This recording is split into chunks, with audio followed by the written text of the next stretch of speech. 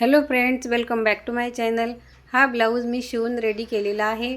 Back साईडला चौकोनी गळा आहे आणि फ्रंटला बघा किती कटोऱ्या छान आल्या आहे आणि गळासुद्धा किती सुंदर दिसतोय।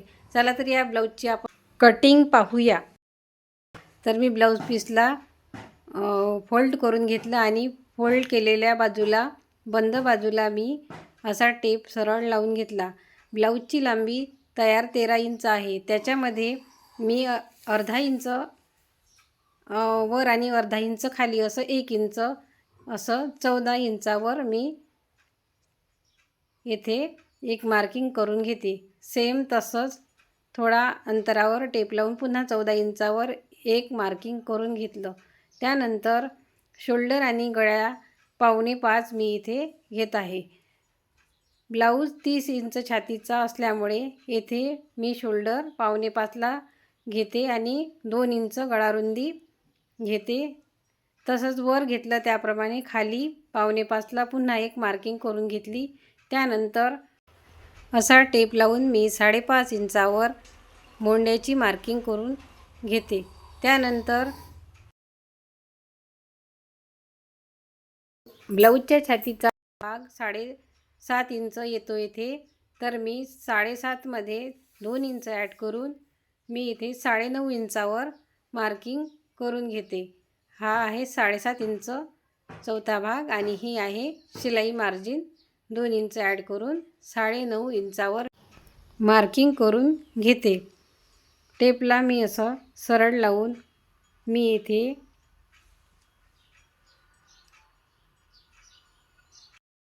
छातीची आणि कमरची दोन्ही मी इथे सेम मार्किंग केली आणि 9.5 इंचावर मी इथे कमरची सुद्धा मार्किंग केली आणि या दोन्ही लाईन अशा सरळ जोडून घेतल्या। आता आपल्याला मोंड्याच्या मध्यभागी असा तिरपा टेप लावून 1.5 इंचावर एक मार्किंग करून घ्यायचं आहे।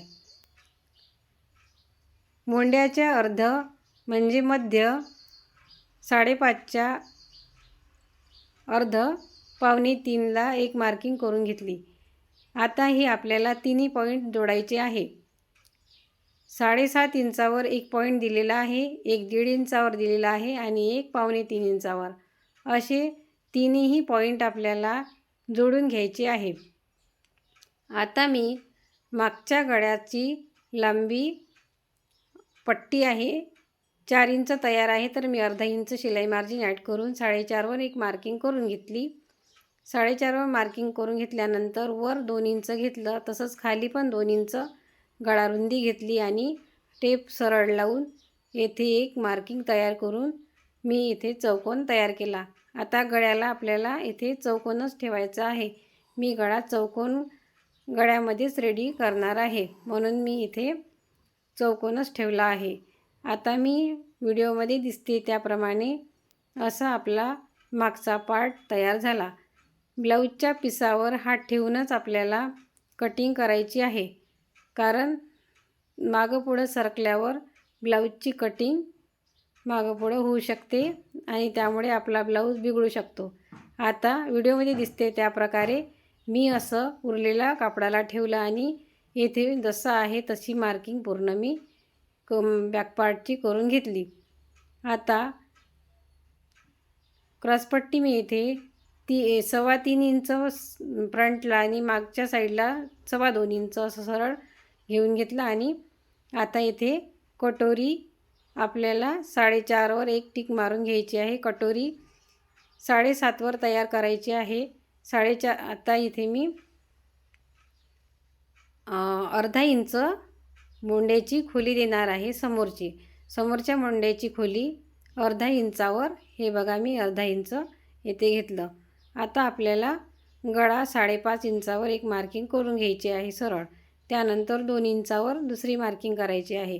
आता इथे 1 इंच आणखी मार्किंगच्या समोर मी 1 इंच वाढवलं आणि गळ्याला गोलाकार दिला। गळ्याला तिरपा टेप लावून 2 इंच घेतलं। त्यानंतर 2.5 इंचावर मोंड्यापासून खाली मार्किंग करून घेतली। आता हे बघा 4.5 इंच जिथे आपण मार्किंग करून घेतलं होतं तिथून तिरपा टेप लावून 7.5ला मी पुन्हा एक करून घेतलं आणि आपल्याला ही आता तिन्ही पॉईंट जोडायचे आहे। मी अशा प्रकारे तिन्ही पॉईंट जोडून घेतले आणि 7.5वर एक सरळ रेष अशी तिरपा टेप लावून ओढून घेतली। त्यानंतर कटोरीच्या निम्म असा मी टेप लावून निम्मा काढून घेतला। त्यानंतर 1.5 इंच खाली घेऊन निम्म्यापासून 1.5 इंच खाली घेऊन दोन्ही पॉईंट असे जोडून घेतले। आता ही कटोरीची काचबटन पट्टी आपल्याला 4.25 इंचावर अशी मार्किंग करून घेतली। आता ही बघा, ही डायरेक्ट आपल्या मापाच्या साईजची कटोरी तयार झालेली आहे। तर मी अशाच प्रकारे कटोरी तयार करते, वेगळी कापण्याची झंझट नाही। कटोरीसुद्धा व्यवस्थित येते, फिटिंग आणि फिनिशिंगसुद्धा छान येते। माझं ब्लाऊज तुम्ही सुरुवातीला पाहिलंच असेल, मी सुरुवातीला ब्लाऊज दाखवलेला आहे। बाहीच्या कटिंगसाठी मी इथे 4 फोल्ड कापड घेतला 8 इंच आणि ब्लाऊजची लांबी 9.5 आहे, तर 10.5वर मी इथे मार्किंग करून घेते। 10.5वर बंद बाजूने मार्किंग केली, त्यानंतर खुल्या बाजूने सुद्धा 10.5वर मार्किंग करून 3.5वर आणखी एक मार्किंग केली। 3.5 पासून 2 इंच शिलाई मार्जिनचे आणि 2 इंच वरच्या साईडला असे घेऊन तिरपा टेप लावून मी इथे अशा प्रकारे व्हिडिओमध्ये दिसते त्या प्रकारे बॅक पार्टची इथे मार्किंग करून घेतली आणि कटिंग करून घेतली। आता बाहीला फ्रंटच्या बाजूला जॉईंट येणार आहे, त्यामुळे मी फ्रंट इथे कट करून दाखवला नाही तुम्हाला। आणि मागच्या बाजू आता मी इथे व्हिडिओमध्ये दिसते त्या प्रकारे मागच्या बाजूचा गळा चौकोन आहे तसाच मी इथे कट करून घेणार आहे। गळा कट करून घेते। आता केव्हाही कापायच्या वेळेस ब्लाऊजवर हात ठेवलं पाहिजे। तर आता मी इथे क्रॉसपट्टी कापणार आहे। क्रॉसपट्टीसाठी असा मी डबल फोल्ड कापड घेतला, त्यानंतर 3 इंचावर एक मार्किंग करून घेतली, 9.5 इंचावर लांबी घेतली, त्यानंतर 2.25 इंचावर पुन्हा एक मार्किंग करून घेतली। टेपला अशा प्रकारे तिरपा ठेवून मी येथे सरळ रेष ओढून घेतली आणि इथे आपली ही क्रॉसपट्टी इथे मी कट करून घेतली। आता याला आपल्याला वेगळं करून घ्यायचं आहे। इथे 2 क्रॉसपट्ट्या तयार झाल्या। त्यानंतर मी आता मेन ब्लाऊज पीसवर अशा प्रकारे कटिंग करून घेते। ब्लाऊज पीस अशा प्रकारे ठेवून घेतलं, त्यानंतर मी सर्व पार्ट जसे आहे तसे व्हिडिओमध्ये दिसते त्या प्रकारे ठेवून घेतले आणि कट करून घेतले। ब्लाऊजचा पीस सिल्कचा असल्यामुळे तो थोडा घसरत होता, त्यामुळे मी एकच पार्ट ठेवून इथे मी सर्व पार्ट कट करून घेत आहे। ब्लाऊज कटिंग करत असताना व्यवस्थित कट करायचा आहे। सिल्कचा कापड असेल तर थोडा एक्स्ट्राच कापायचा आहे, कारण तो घसरल्यामुळे कधी कमी पडू नये यासाठी आपण एक्स्ट्रा येते थोडं एक्स्ट्रा कटिंग करून घेऊया। तर मी व्हिडिओमध्ये दिसते त्या प्रकारे असा कापडावर हात ठेवूनच इथे आपल्याला ब्लाऊजची कटिंग करून ब्लाऊज कटिंग करायची माझी पद्धत ही जर तुम्हाला आवडली असेल तर व्हिडिओला एक लाईक करा, कमेंट करा आणि चॅनलला सबस्क्राईब करायला विसरू नका। मी या ब्लाऊजच्या कटिंगचा व्हिडिओ तुमच्यासमोर शेअर केला आहे।